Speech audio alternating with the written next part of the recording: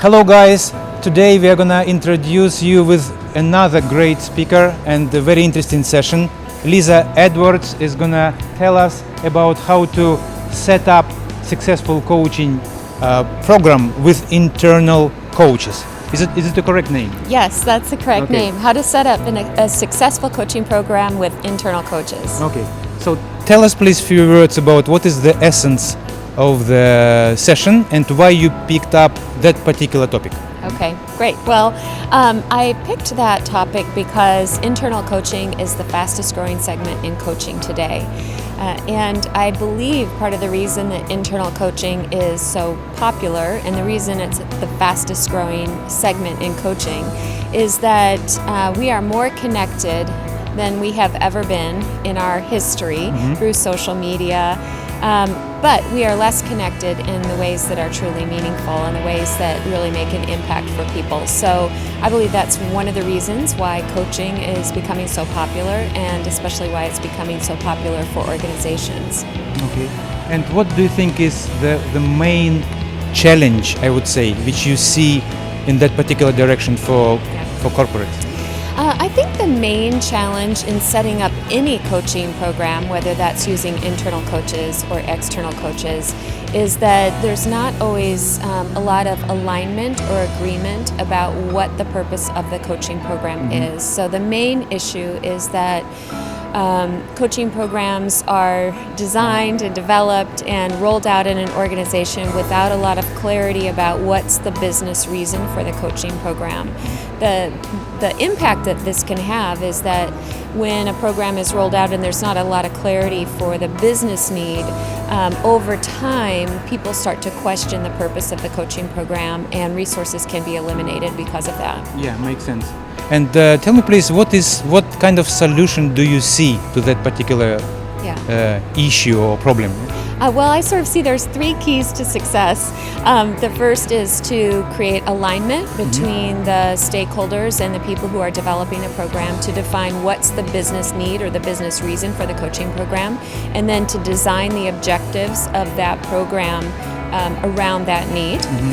The second is around accountability, so building in pieces that can support accountability from the coach as well as the coachee throughout the program.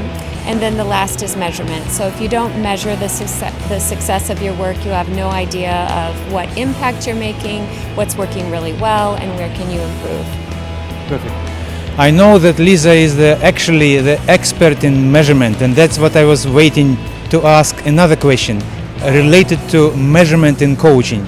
Lisa, could you tell us please a few words about what really measurement is in coaching? Yeah, so well, measurement, I use the ROI methodology to measure, and I really focus on measurement of coaching and leadership development programs. We measure 5 levels, so we measure reaction to a program, learning from a program, application and implementation. In other words, what did you learn through your coaching sessions, and then what did you do differently as a result of your coaching?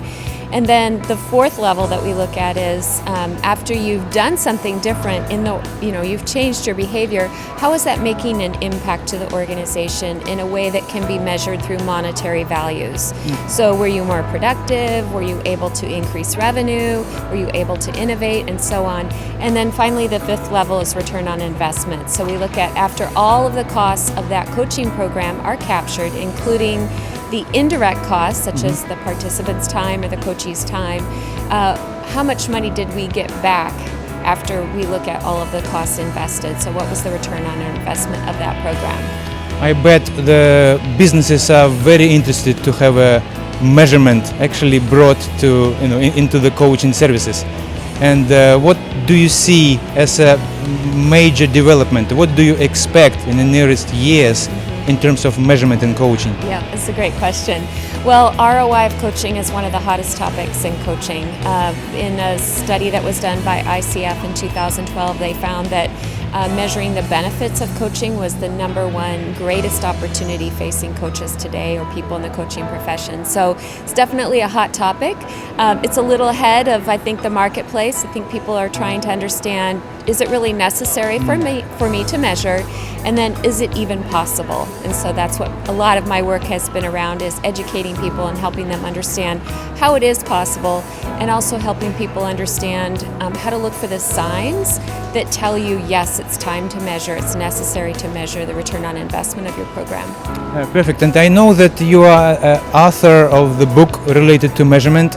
And could you please say a few words, so the title precisely, what is the title of your book? Yeah, the title of that book is Measuring the Success of Coaching, a Step-by-Step Guide to Measuring Impact and Calculating ROI. What about coaches who work with the individual clients? I understand the corporate interest in measurement. And what about coaches who are working individually? Can they really apply some measurement and see the benefits from that? Yeah, absolutely they can. So I've taken the ROI methodology and I've streamlined it and made it almost a templated format. And I teach coaches how to use that methodology in their coaching work so that they can integrate it into the work that they're doing in a one-on-one engagement, so that they can measure the success of their work when they're just coaching one individual. Thank you very much for your time. The guys, Lida, Edwards here, and so I hope you're going to enjoy the ATD conference, because we have still a few more days, and thank you very much for your time. All right, thank you very much, Alex.